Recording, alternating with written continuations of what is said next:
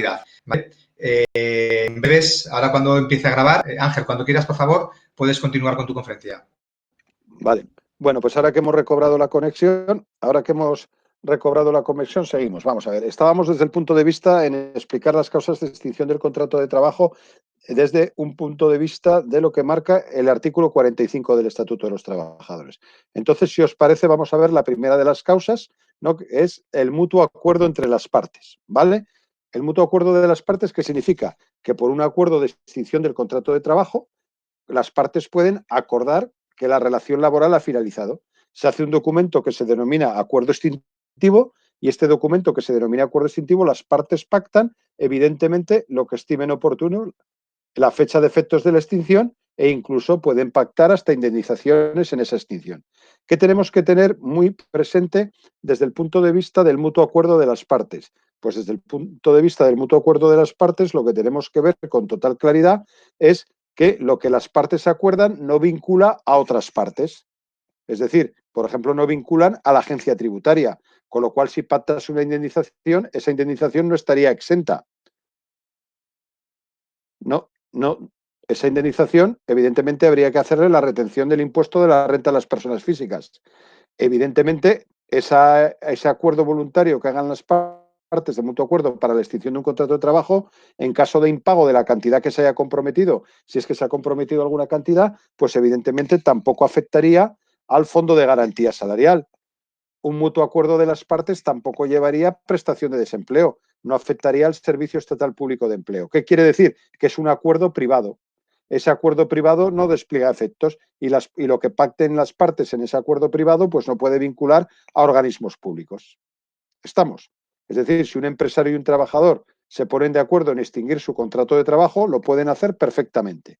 Lo que pasa es que ese acuerdo es un acuerdo entre partes, les vincula solo a ellos. Y evidentemente, como les vincula solo a ellos, pues no pueden esperar que ese acuerdo, evidentemente, produzca efectos para terceros que no han sido partícipes ni en la decisión ni en la suscripción del acuerdo, como son todos los organismos públicos. Evidentemente, ¿cuándo se da el mutuo acuerdo? Pues el mutuo acuerdo muchas veces se da cuando un trabajador encuentra, evidentemente, un pase a otra situación como es ir a otra empresa. Pues muchas veces en determinadas circunstancias, cuando un trabajador va a ir a otra empresa, pues en los casos así normales el trabajador pide la baja voluntaria y se va, pero en otros casos que son más específicos, donde igual hay pactos de no competencia, hay pactos de confidencialidad, hay protección de ley de secretos empresariales, etcétera, etcétera, pues evidentemente hay que redactar unos acuerdos extintivos más completos, más privados, porque lógicamente, pues para evitar igual concurrencias, para confidencialidades, toda la serie de cuestiones que de una persona que ha tenido conocimientos en una empresa, pues los pueda pasar a otra empresa si se va, que es de su competencia, o aunque no sea de su competencia, o determinados aspectos como, pues evidentemente, cómo se resuelven determinadas cuestiones que ya estaban metidas en la relación laboral, como el tema de vehículos, como el tema de viviendas, es decir, en contratos, en relaciones laborales que tienen un mayor grado de sofisticación, pues evidentemente estos acuerdos son muy comunes, hay que hacer unos acuerdos muy importantes, que son unos contratos bastante bien hechos, pero lo que tenemos que tener en cuenta es que siempre que se hace ese acuerdo voluntario, pues evidentemente ese acuerdo voluntario supone que no crea efectos para otros organismos. Muchas veces en este mutuo acuerdo de las partes lo que se pacta fundamentalmente es que la permanencia del trabajador un determinado tiempo. Por ejemplo, os pongo un ejemplo que es muy claro. Tú imagínate que una empresa compra a otra y determinada gente que está en la empresa comprada, aunque no sea de la confianza de la empresa compradora, pues le exigen quedarse 6 meses, 1 año, etcétera, el tiempo necesario para hacer la transición correcta a los nuevos dueños. Pues ahí se firman acuerdos extintivos diferidos. Es decir, estos acuerdos extintivos diferidos lo que implican es que evidentemente se establecen cuáles son los compromisos. Muchas veces hasta se pacta la indemnización, se ponen unos requisitos de cumplimiento y pueden ser al año y medio. Con lo cual, veis que el mutuo acuerdo de las partes, que establece como primera causa el artículo 45 del Estatuto de los Trabajadores, es una causa que depende única y exclusivamente de la voluntad de ambas partes, pero que lo que quiero que os quede claro, y lo repito por cuarta vez, es que no condiciona a nadie que no ha firmado el acuerdo. Es decir, no condiciona a los organismos públicos, ¿vale? Con lo cual, una pregunta muy recurrente es, digo, ¿si este acuerdo la indemnización está exenta? No. ¿Tengo derecho a desempleo? No. Porque un mutuo acuerdo entre las partes es lo mismo que una baja voluntaria, a efectos del trabajador. ¿De acuerdo? Y en un mutuo acuerdo de las partes no hay que poner ninguna indemnización. Como es un contrato privado libre, un acuerdo libre entre las partes, evidentemente, si las partes no hay vicio de nulidad y las partes tienen libre consentimiento y capacidad de obrar, pues ahí puedes poner lo que quieras. Indemnización, no indemnización, lo que se te ocurra. Nos queda claro, ¿no? Otra segunda causa que marca son las causas consignadas válidamente en el contrato. ¿Qué significa esto? Que tú tienes las causas válidamente consignadas en el contrato. Tú en el contrato, evidentemente, puedes establecer cuáles son las causas de extinción.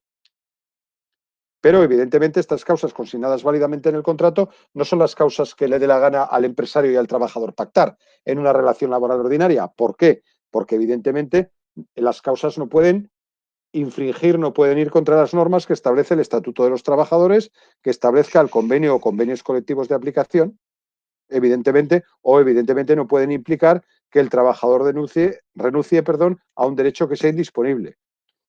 El Estatuto de los Trabajadores, en su artículo 3, apartado 5, establece que los derechos de los trabajadores, que los marque una ley, los marque un reglamento o los marque un convenio colectivo, son indisponibles. Con lo cual, las causas consignadas válidamente en el contrato tienen que ser legales. ¿Cuál es la principal causa válidamente consignada en un contrato de trabajo?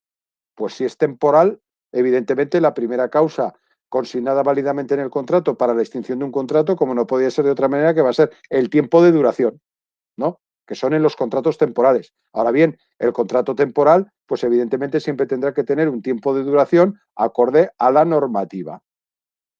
Por ejemplo, si tenemos un contrato de obra, pues tendrá la duración que marca la normativa para el contrato de obra. Si tenemos un contrato de circunstancias eventuales de la producción, tendrá la duración que marca la normativa para el contrato de circunstancias eventuales de la producción. Si tenemos un contrato de interinidad, pues tendrá la duración que marca la normativa para el contrato de interinidad. Si tenemos contratos formativos como el de formación o el de prácticas, pues lo mismo.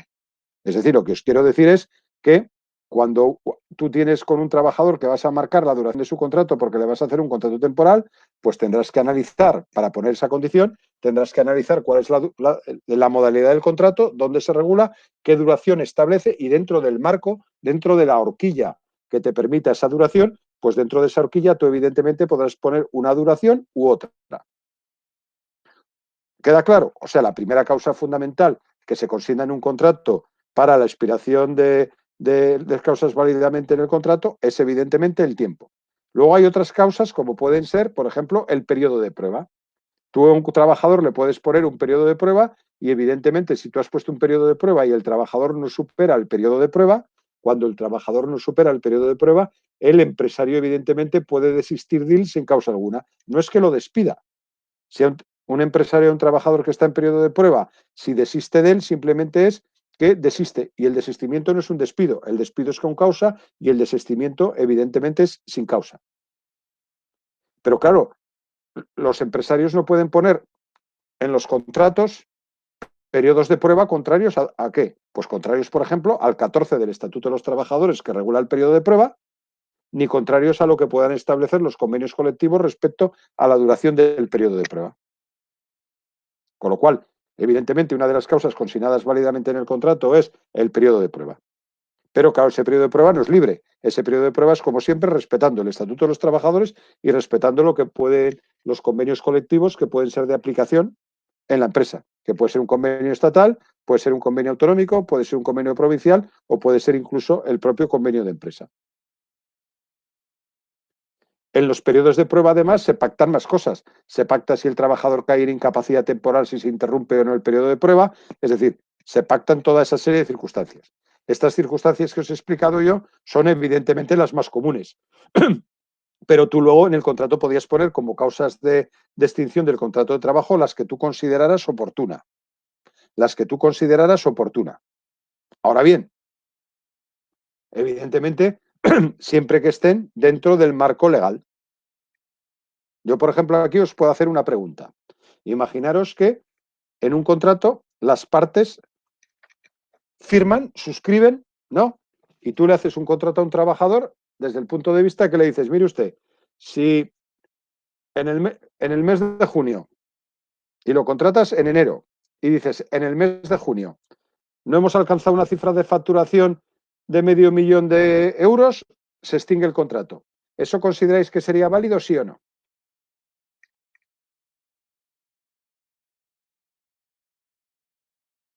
Podéis contestar en el chat. O sea, si os parece que esa causa sería válida, sí o no. Repito la pregunta. Es decir, ambas partes, repito, están de acuerdo, ¿eh? Ambas partes están de acuerdo y dicen, mire usted, si no he facturado en junio $500,000, se extingue el contrato. ¿Esa causa sería válida? Veo que Alba contesta que sí. Nuria también. Vale, vamos a ver. Vosotras contestáis que sí. Os explico. Lo que habría que analizar, evidentemente, es que esa cláusula no incumpla ninguna norma del Estatuto de los Trabajadores.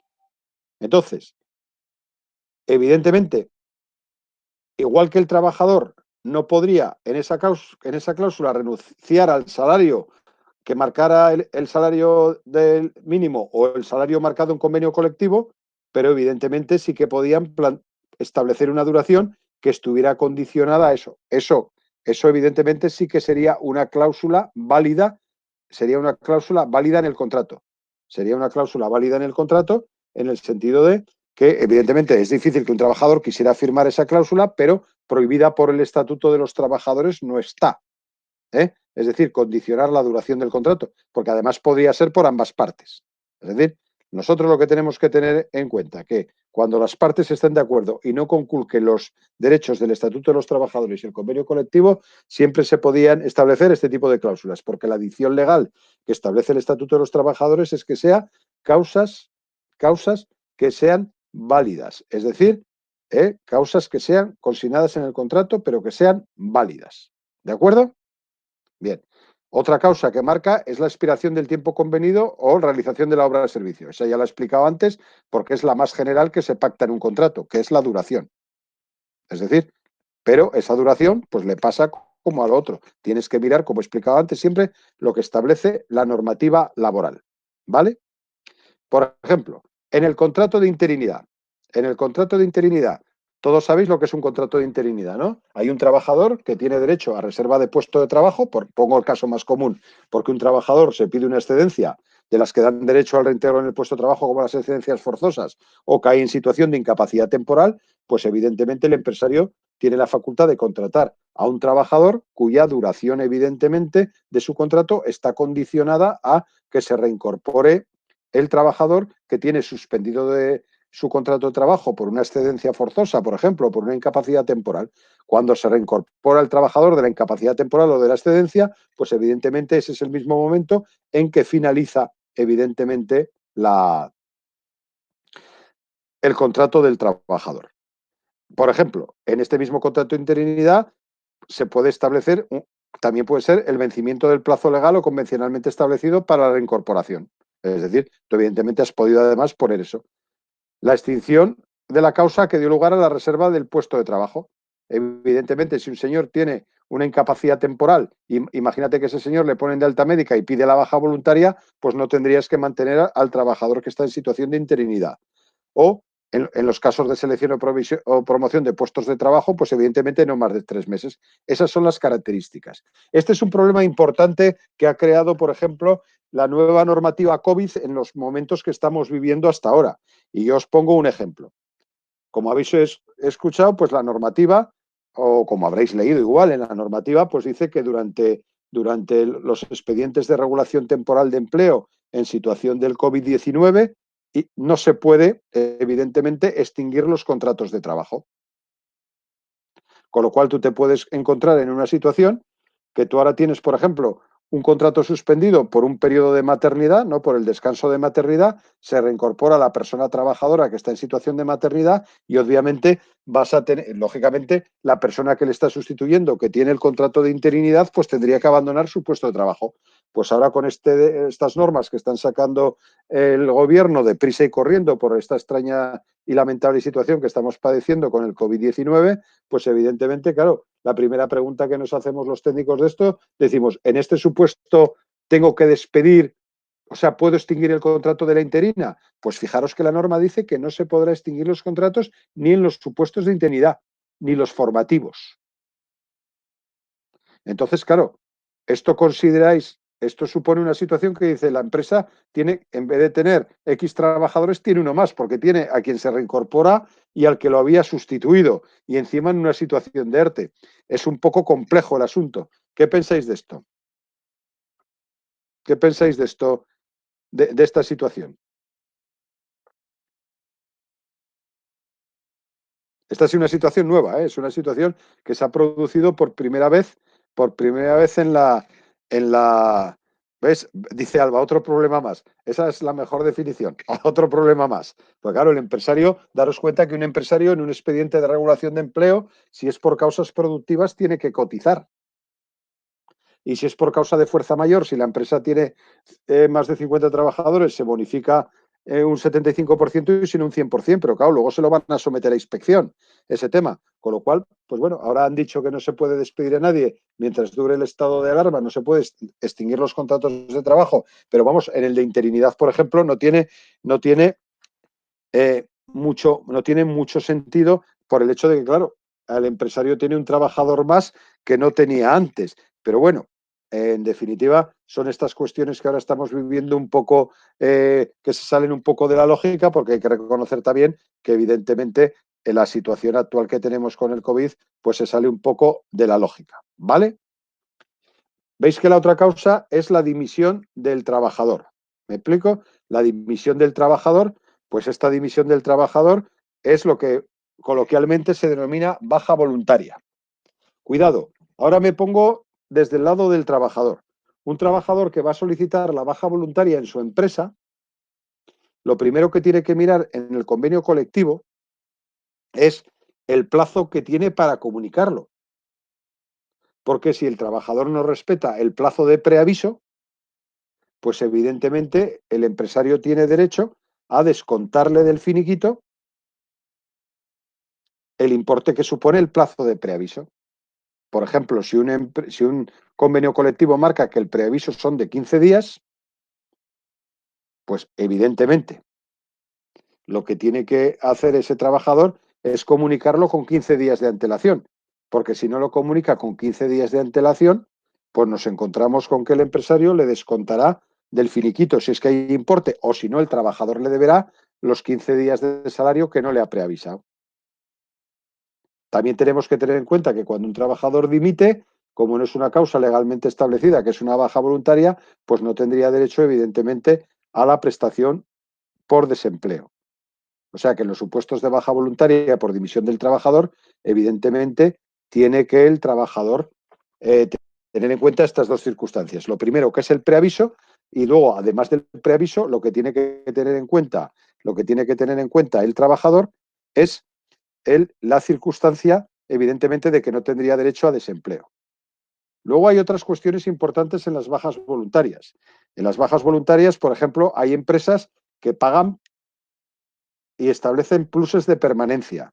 Si una empresa establece un plus de permanencia, pues evidentemente ese plus de permanencia el trabajador lo tiene que respetar. Lo que establece nuestra Constitución y lo que establece el derecho europeo en materia social y la Carta Social del Derecho Europeo es que el trabajador tiene evidentemente libertad para cambiar de empresa. Es decir, fijaros que el derecho de retención se acabó hasta en el fútbol. Se acabó hasta el fútbol. O sea, el derecho de retención no existe. Con lo cual, ningún empresario puede retener a un trabajador. Pero, lógicamente, hay supuestos donde hay gente, sobre todo en altos cargos en las empresas, que han sido puestos de confianza, lo que sí que se les establece es una penalización de permanencia. Si esa penalización de permanencia no es abusiva, esa penalización de permanencia el empresario la paga y si evidentemente incumple en la baja, si el trabajador incumple la permanencia, no significa que no pueda cambiar de empresa, pero evidentemente sí que tendría que indemnizar al trabajador, indemnizar a la empresa en el importe que se hubiera establecido en el permanencia.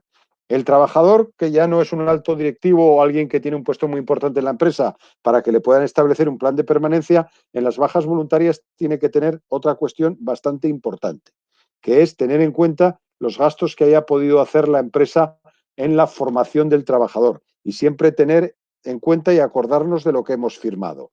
Por ejemplo, imaginaros que la empresa os dice, a usted le voy a pagar un máster, ¿vale? Haces el máster y pides la baja voluntaria al día siguiente. Pues evidentemente, si el empresario no te ha hecho firmar nada, pues será problema del empresario. Pero si el empresario te ha hecho firmar algo, pues evidentemente podría ocurrir que cuando fueras a comunicar la baja voluntaria en tu empresa, ese empresario te pudiera reclamar lo que hubiera establecido en el momento que te ha financiado ese máster. Estamos entendiendo que siempre que sean formaciones que no sean por obligación del empresario, sino que sean formaciones que evidentemente solicite el trabajador y el empresario acceda. O sea, nos ha quedado un poco claro todos los efectos de la dimisión del trabajador. Luego hay supuestos de picaresca, por ejemplo, en lo que os he comentado del preaviso, en lo que os he comentado del preaviso, pues el otro día nos pasó un caso que era el típico trabajador que se casaba, pidió 15 días de matrimonio y hizo preaviso de extinción del contrato para el 16º día. Con lo cual, el preaviso se lo pegó en la luna de miel, en el permiso por matrimonio. Claro, a mí cuando me llamó la empresa me decía, esto es un fraude. Y yo le tenía que decir, no, esto no es un fraude. Él evidentemente ha pedido el preaviso con 15 días de plazo, que es lo que marcaba ese convenio colectivo. Si se ha casado por medio, hombre, es que lo ha hecho con intención ya. Hombre, tienes dos opciones, no pagarla y acabar en un juzgado donde no tenemos garantía que vayamos a ganar, o pagarle. No sé si me explico, porque esto en definitiva no se trata de ver lo que es justo o lo que es injusto. Aquí en definitiva lo que se trata de ver evidentemente es el derecho. Pues ya que hemos llegado a este punto del preaviso, yo lo que sí que os pondría un pequeño ejercicio, no para hacerlo ahora, ¿no? Pero para que lo podamos comentar en la segunda sesión, en este pequeño ejercicio que os pondría, porque yo creo que es muy importante para los trabajadores, es que vosotros me analizarais. Es un ejercicio breve, pero que lo analizarais. En el Estatuto de los Trabajadores, ¿no? Si hay alguno de los 92 artículos que tiene el Estatuto de los Trabajadores, si alguno de esos artículos establece cuál es el preaviso que tiene que darle el trabajador a la empresa. Porque muchas veces escucharéis en la normativa laboral leyendas urbanas. En la normativa laboral también hay leyendas urbanas. Esa famosa frase de que 15 días de vacaciones los elige la empresa y 15 al trabajador, eso es una auténtica leyenda urbana, ¿vale? Porque eso no es así, pero eso lo habréis oído muchas veces, supongo, ¿no? ¿A que lo habéis oído? Eso no es así. Pues con los temas con los temas de preaviso pasa lo mismo. Por eso yo, me gustaría, que además no se pierde mucho tiempo, buscáis en el Estatuto de los Trabajadores si algún artículo del Estatuto de los Trabajadores establece obligatoriamente que el trabajador tenga que dar un preaviso de 15 días para solicitar la baja voluntaria. Lo buscáis y lo comentamos, si os parece, en la próxima sesión. Porque además eso sirve, porque además tiene la ventaja de que con eso le pegas una ojeada a los 92 artículos del Estatuto de los Trabajadores por el índice más o menos, te haces una idea de cuál es el esquema, de cuál es la estructura del Estatuto de los Trabajadores y evidentemente pues así lo ves con más claridad. Pues yo creo que más o menos de la dimisión del trabajador no queda absolutamente nada que evidentemente que explicar así por encima, aunque luego lo podamos ver con mayor detalle. Pero ya claro, yo quiero las últimas ponencias de estas 3 sesiones que tiene evidentemente este módulo, explicar bien lo que pueden ser los despidos, objetivos disciplinarios y explicar un poco con detalle lo que pueden ser los expedientes de regulación de empleo. Como os he dicho hoy, en la primera sesión, pues lo que íbamos a analizar en esta primera sesión, evidentemente, lo que íbamos a analizar es clarísimamente el tema de ver las causas con carácter general.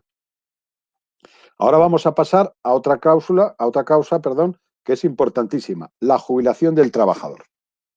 Esto es un aspecto fundamental, el de la jubilación del trabajador. ¿Por qué? Porque en España llevamos una tradición histórica donde la jubilación del trabajador es una causa de extinción del contrato de trabajo, pero si lo pide el trabajador. Porque la jubilación forzosa solo afecta a los funcionarios o al personal sometido por una relación estatutaria o por una relación administrativa con las administraciones públicas o con empresas públicas o con entidades estatales públicas. Pero en la empresa privada, en el sector privado, la jubilación forzosa evidentemente ha tenido varios intentos. Y los varios intentos que ha tenido en los últimos 40 años la jubilación forzosa se los ha cargado el Tribunal Constitucional, porque nuestro Tribunal Constitucional establece que evidentemente no puede haber jubilación forzosa. Es decir, porque el trabajador cumpla una determinada edad, no está obligado a jubilarse. Últimamente, en la última reforma laboral que ha habido, ya con el gobierno actual, se ha vuelto a poner el tema de la jubilación forzosa con la posibilidad de pactarla en convenio colectivo. Es decir, que el propio convenio colectivo pueda establecer jubilación forzosa. Es decir, la jubilación forzosa nunca va a depender del empresario, sino que la jubilación forzosa va a depender de que esté establecido en el convenio colectivo. Yo entiendo que si esto alguien lo lleva al Tribunal Constitucional, lo volverá, vamos, si el Tribunal Constitucional de España no cambia de opinión, lo volverá a declarar inconstitucional, porque el tema de poderlo establecer por convenio colectivo ya estaba evidentemente en el primitivo Estatuto de los Trabajadores del año 80 y no ha cambiado nada. O sea, yo este tema de la jubilación forzosa a cambio de determinadas condiciones, hay que decir que ahora la nueva redacción es mejor para el tema de la jubilación forzosa pactada en convenio colectivo, pero es algo que yo a los empresarios no se lo recomiendo. Pero no porque no lo recomiende yo, que yo en definitiva mi opinión no es tan importante, sino simplemente de que el sentido común ve que tiene un cierto riesgo. Y os pongo un ejemplo muy claro para que lo entendáis. Tú imagínate que un señor cobra 100.000 euros, ¿vale? En una empresa. Se encuentra bien de salud, tiene un trabajo cómodo y que le gusta, ¿no? ¿Cuál es el motivo para que ese señor se jubile? Ese señor podría quedarse en la empresa hasta que se muera.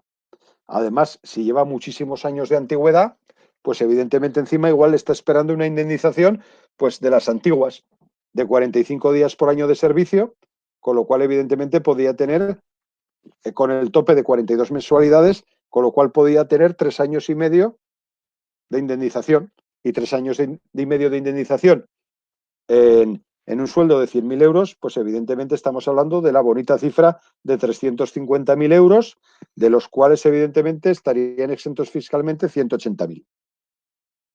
Dile a ese señor que se jubile. Si, ya repito, está bien de salud, le gusta su trabajo, desde luego, claro, con la pensión, aunque tuviera la pensión máxima, pues evidentemente perdería mucho poder adquisitivo. Entonces, esta cuestión es importante. Es decir, ¿puede haber en el sector privado jubilación forzosa? Esta es una vieja batalla, la jubilación del trabajador. Es decir, lo importante en esta causa de la jubilación del trabajador, lo que se ha discutido históricamente es la jubilación, si puede ser forzosa o no. ¿Qué opináis de este asunto, de la jubilación forzosa?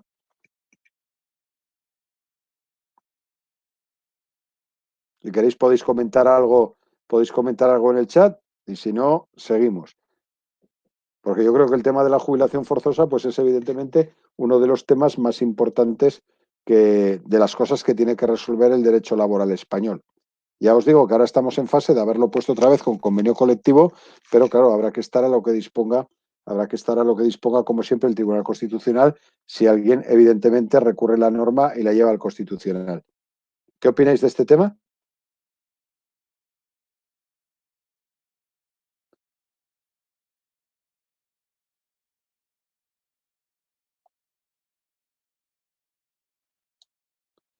A ver, que sigo viendo.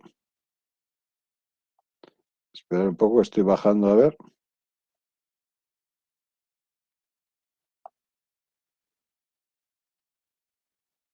Espera un segundo que vaya bajando aquí. Ahora no sé por qué no me sale, espera un momento.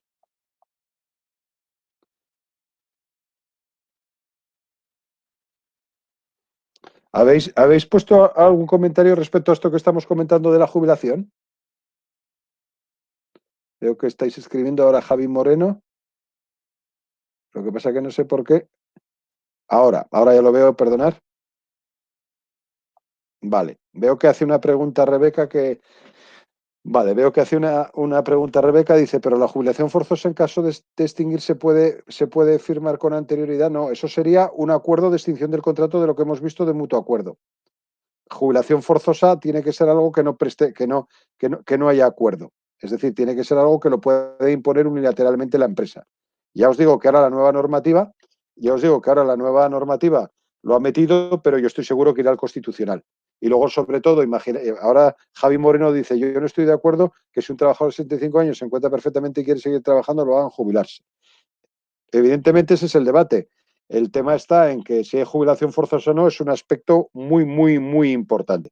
Entonces, los trabajadores cuando cumplen la edad reglamentaria de jubilación o cuando pueden acogerse a una jubilación anticipada se jubilan, pero normalmente cuando en el trabajo están bien o les apetece seguir trabajando o sus condiciones económicas, por eso os digo que en este tema, el tema de la jubilación forzosa es uno de los detalles importantes. ¿Eh? Es un tema a tener muy, muy en cuenta. Es un tema a tener muy, muy, muy, muy en cuenta. Pero muy en cuenta porque ya os digo que es muy, muy importante. Es un tema de los que hay que valorar. Otra de las cosas que tenemos que ver en la jubilación es qué pasa al trabajador cuando se jubila. Si el trabajador tiene cuando se jubila, si tiene derecho a indemnización o no.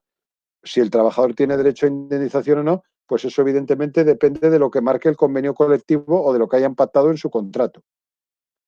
O de lo que hayan pactado en su contrato. ¿Por qué? Porque por la normativa laboral el trabajador que se jubila solamente, evidentemente, no podría no tener derecho a ninguna indemnización o podría tener derecho a la que marque el convenio colectivo. Si el convenio colectivo marca un premio de jubilación cuando el trabajador se jubila, la empresa tiene la obligación de externalizarlo con una compañía de seguros. Por lo tanto, un trabajador que se jubila pasa a jubilación y solamente tiene derecho a indemnización si evidentemente esa indemnización está prevista en el convenio colectivo, que además repito que la empresa la tendría que externalizar.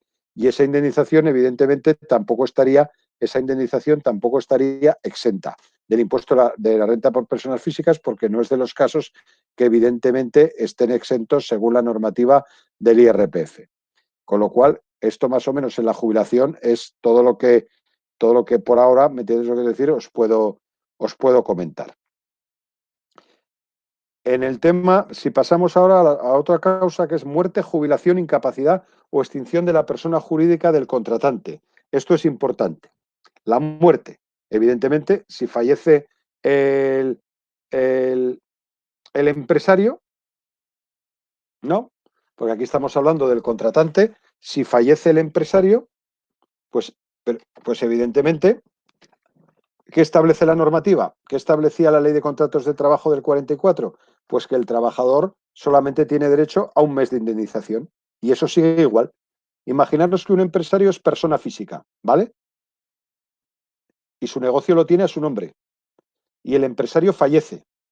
Y un trabajador lleva 40 años de antigüedad, pues se iría con un mes de indemnización. ¿Qué os parece esta situación? Pues sí, pues porque esto, claro, di que ahora hay muy pocos empresarios que sean personas físicas, pero lógicamente aún sigue habiendo empresarios personas físicas, con lo cual, cuando un trabajador sabe que su empresario es una persona física, tiene que tener en cuenta que prácticamente la antigüedad no le vale. La antigüedad no le vale porque evidentemente ahí se iba a encontrar en una situación que cuando el empresario se jubile, pues lo mismo lo tiene. Del mismo modo, cuando ese empresario tiene una incapacidad. Si el empresario tiene una incapacidad que le impide trabajar y le impide llevar su negocio, pues si al empresario le impide esa incapacidad llevar su negocio, pues evidentemente también se extinguiría el contrato de trabajo y el trabajador tendría derecho a un mes de indemnización. Esto es importante, porque esto es muy importante lo que vemos nosotros en los juegos de lo social con los juicios de incapacidad. Por ejemplo, pongo un ejemplo, un bar, ¿no? Te pongo un ejemplo en un bar, que el dueño del bar es un empresario, persona física que es el dueño del bar y a su vez está de camarero, ¿no? O de cocinero. Y evidentemente le entra una incapacidad, perdón, le entra una incapacidad, le entra una enfermedad incapacitante o una situación incapacitante. ¿Qué está diciendo la jurisprudencia? Que se le incapacita como cocinero o como camarero, pero no se le incapacita como empresario. Con lo cual, evidentemente, si solo se le ha incapacitado como camarero o como cocinero, pues evidentemente no podría extinguir su contrato de trabajo. No, no podía extinguir el contrato de trabajo de sus trabajadores. Ahora bien, si se le incapacita absolutamente porque igual se ha quedado ciego o ha tenido un derrame cerebral, como evidentemente no puede ser ni camarero, ni cocinero, ni empresario, pues entonces sí que se produciría esta situación que sería incapacitante, habrían cambiado las condiciones de la relación laboral y evidentemente pues el trabajador se iría a la calle solo con un mes de indemnización. Y la última causa que establece este apartado, como veis, es la extinción de la personalidad jurídica del contratante. ¿Qué significa esto? Pues imaginaros que una sociedad, que es una sociedad de capital, una sociedad limitada, una sociedad anónima o incluso cooperativas o cooperativas de trabajo asociado, sociedades laborales, etcétera, pues evidentemente sus consejos rectores o sus juntas generales deciden la disolución. Si deciden la disolución y es una disolución válida, aquí la obligación que tienen las personas jurídicas es hacer un expediente de regulación de empleo. Cuando afecta a 5 trabajadores o más. Si afecta a menos de 5 trabajadores, tendrían que hacer despidos objetivos. Y la indemnización mínima son 20 días con el tope de un año y en función de cómo haya sido, el trabajador podrá reclamar que la extinción es improcedente y se llevaría la indemnización máxima. Pero otra de las causas es la extinción de la personalidad jurídica del contratante, pero eso lo tienen que hacer por por la vía del expediente de regulación de empleo. Os ha quedado claro, ¿no? Cuando se da la muerte, la jubilación, la incapacidad o la extinción de la personalidad jurídica del contratante, es decir, de quien contrata, del empresario. ¿Estamos? Vamos ahora a la siguiente causa, la fuerza mayor. Esto lo voy a obviar porque evidentemente es lo que quiero explicar luego cuando explique los ERTES en otra sesión con carácter general, pero la fuerza mayor, ya lo veis, es lo que está pasando estos días. Os estaréis viendo que la mayoría de las empresas del país están presentando ERTES por causa de fuerza mayor, ¿no? Que se llaman expedientes de regulación de empleo, que pueden ser de dos tipos. O los de fuerza mayor, que es, por ejemplo, el COVID. Es decir, por ejemplo, alguien que en el decreto de alarma del 14 de marzo del 2020 le han obligado a cerrar el establecimiento, pues eso es una causa de fuerza mayor. Porque la causa de fuerza mayor tiene que ser inevitable e imprevisible. Es decir, se tiene que dar el factum principis, que se denomina jurídicamente, que no hay ejemplo más claro que el COVID, que desgraciadamente este problema nos ha generado a todos. Pues los que tienen esa situación están presentando un expediente por fuerza mayor. Los que evidentemente no les ha cerrado el negocio porque no tienen una obligación legal de cerrar el negocio por el decreto de alarma, no presentan expedientes de fuerza mayor, o si los presentan se arriesgan mucho, porque ahí les pueden decir que a usted le esté descendiendo la venta no significa que sea un expediente de fuerza mayor. Entonces esos es más recomendable presentarlos por causa que no sea de fuerza mayor, sino que sea por una causa objetiva, que son razones productivas. Pero eso lo explicaré con más detalle el procedimiento. Luego vemos que está también el despido colectivo fundado en causas económicas, técnicas, organizativas o de producción. Eso evidentemente lo explicaré en el tema de los expedientes, porque esto es la diferencia entre los ERTES y los ERES. Es decir, un ERTE, el de fuerza mayor o por causas técnicas, organizativas, económicas o de producción, es lo que coloquialmente se llaman ERTES, que son expedientes de regulación temporal de empleo, y lo que supone ya la extinción del contrato por las mismas causas, por fuerza mayor o por causas organizativas, técnicas, económicas o de producción, es lo que se llaman despidos colectivos. Pero eso no voy a entrar en más detalle porque evidentemente lo abordaré en las dos sesiones que me quedan. Luego vamos a ir también a la voluntad del trabajador fundada en un incumplimiento contractual del empresario. Evidentemente, esto es el despido del trabajador, es decir, es el trabajador el que se despide. Es una figura muy curiosa que regula el artículo 50 del Estatuto de los Trabajadores, pero que también lo explicaré en la sesión de los despidos. Evidentemente, luego viene las dos estrellas de la corona en los despidos disciplinarios, es decir, por las causas que establece el Estatuto de los Trabajadores o que se establecen válidamente en los convenios colectivos, y luego las causas objetivamente legalmente procedentes, que son también causas económicas, técnicas organizativas o de producción, pero que no hay que hacerlas por vía colectiva, sino que hay que hacerlas por vía individual. Esas ya veis que me las estoy saltando ahora un poco por encima, porque esas van a ser las partes estrellas, evidentemente, de las dos sesiones que nos quedan.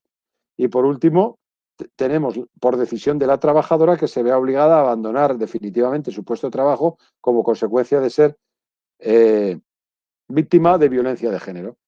En el tema de la violencia de género, la normativa establece dos circunstancias, o la obligatoriedad del traslado o la causa válidamente que tiene la persona que sufre la violencia de género, en la trabajadora, y evidentemente eso es una causa tasada que está legalmente y que evidentemente el empresario tiene que aceptar.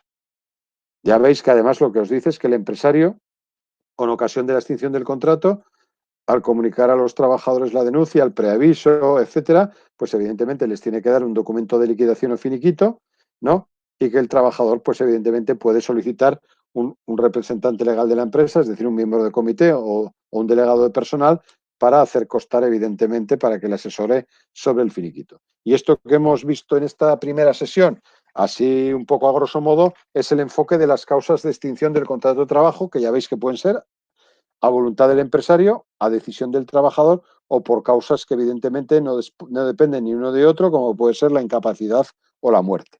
En las próximas sesiones, pues ya os hablaré con más detenimiento de dos núcleos. Un día lo dedicaremos al aspecto colectivo, a lo que son ERTES y despidos colectivos, y otro día lo dedicaremos a los despidos individuales por las causas de los ERTES y al despido disciplinario. Y con eso pues veremos todo el abanico, evidentemente, de las causas de extinción del contrato. Ahora, en este tiempo que nos queda, si queréis, lo que podemos hacer es, podéis preguntar, a ver si podéis preguntar pues alguna cosa que no os haya quedado clara, que tengáis curiosidad, que yo no me haya explicado bien, etcétera. Lo que veo aquí es que cuando estoy en el chat, por lo menos en mi ordenador, el último que me sale es de Paula de Santa Pau. ¿Os sale a vosotros ese como último? Vale, perfecto. Pues ahora, si queréis hacerme algún comentario o alguna cosa que no me haya explicado bien, que no os haya quedado clara, ya veis que el único ejercicio que os mando es un poco para el próximo día. Tampoco, obviamente, hay que hacerlo de una manera muy profusa, sino que me gustaría comentar con vosotros, como arranque del próximo día, me gustaría comentar el tema de lo que habéis mirado respecto al preaviso, si os parece. ¿No? Y luego, no sé, si tenéis alguna pregunta, alguna cosa más que os quiera yo aclarar, alguna circunstancia especial, pues me lo decís y yo gustosamente, si está en mis posibilidades, por eso dejo estos 10 últimos minutos por si queréis comentar algo, que me extienda más en algo, que os explique algo concreto, dar vuestra opinión sobre alguno de los aspectos. Yo me brindo a lo que a vosotros os parezca.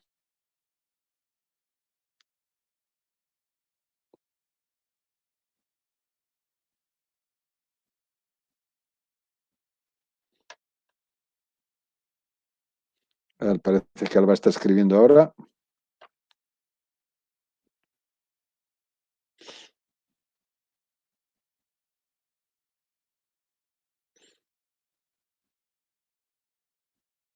A ver si lo veo.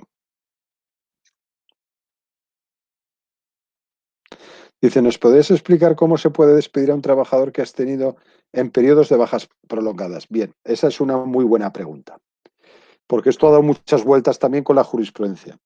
La doctrina actual del TJUE que llamáis los jóvenes, del Tribunal Superior de Justicia de la Unión Europea, lo que viene a establecer es que tú puedes despedir a un trabajador que está de baja médica siempre que la discapacidad, o sea, que la baja médica no sea discapacitante, ¿vale?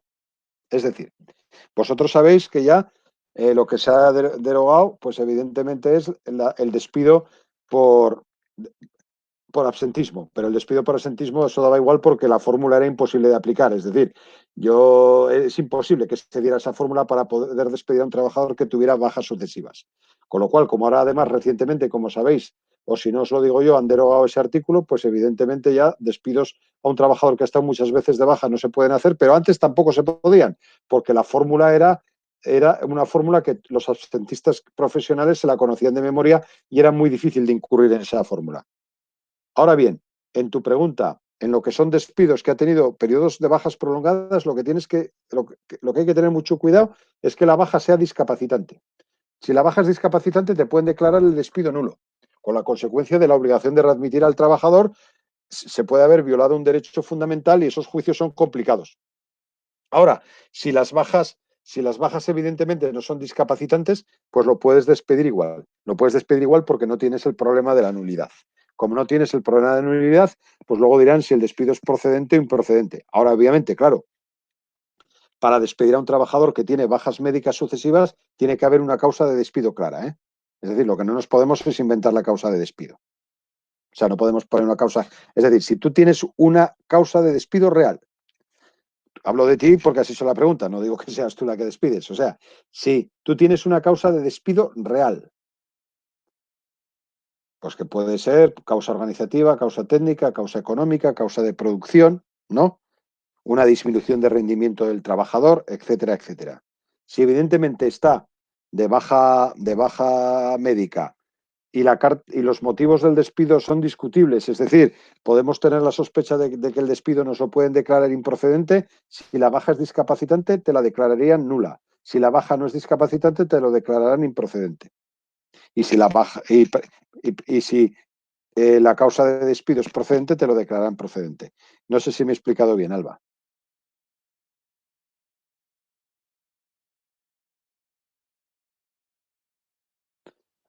¿Tenéis alguna pregunta más?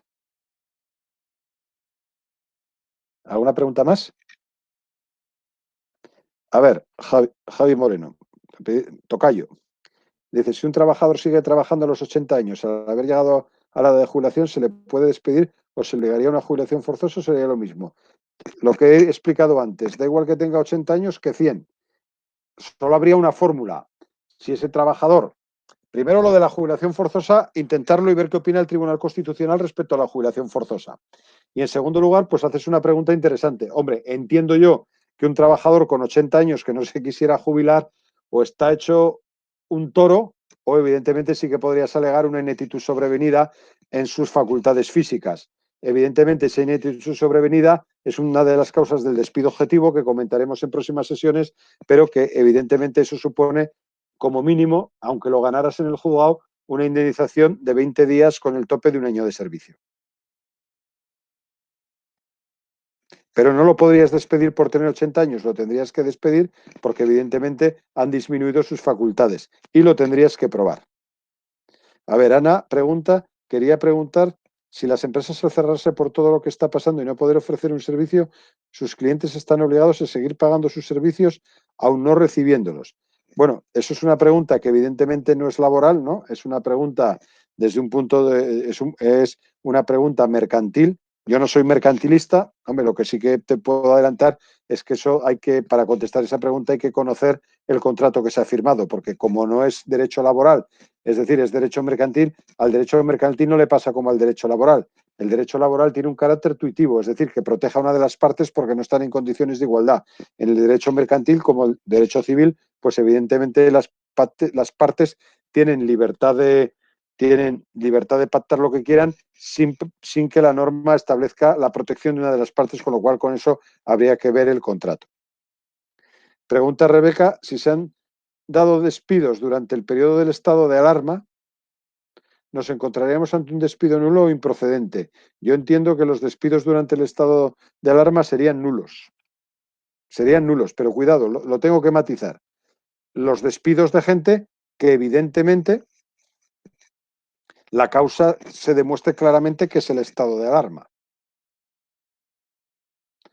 Si tú, por ejemplo, un señor te roba durante el estado de alarma, pues evidentemente lo podrás despedir. Igual que si no, igual que si no puede trabajar, o sea, si teniendo que trabajar, no trabaja. Tú imagínate que tú tienes un trabajador que lo has mandado por teletrabajo a casa, ¿vale? Y evidentemente, pues vas en su casa y no trabaja por teletrabajo. Es decir, como tú muy bien preguntas, sería nulo. O sea, yo no recomendaría a nadie, bueno, yo para recomendar a alguien que despidiera a alguien en la situación de COVID, vamos, yo como asesor, y yo soy asesor de empresas, ¿no? Evidentemente, vamos, la causa me tendría que convencer mucho, porque si no se mete en un lío, pero lío. Un lío que sería una nulidad, una violación de derechos fundamentales y la demanda que podía tener en el juzgado sería pues bastante importante. Con lo cual, yo por lo menos nunca recomendaría a un cliente un despido mientras dure el estado de alarma. Cuidado, salvo que lo que te estoy comentando, ¿no? Pues algo que fuera evidentemente grave y además estuviera aprobado. Pues bien, si os parece un poco, ya quedamos para el próximo día acordaros del tema del preaviso, y de mirarlo un poco, y el próximo día pues ya seguiremos con las dos partes importantes. Digo importantes, todo es importante, pero vamos, estas partes son importantes porque evidentemente y desgraciadamente para todos estamos viviendo una época donde el tema del estado de alarma pues está provocando una situación pues bastante, desgraciadamente, pues que lo está haciendo bastante actual. Siempre lo ha sido, pero ahora más.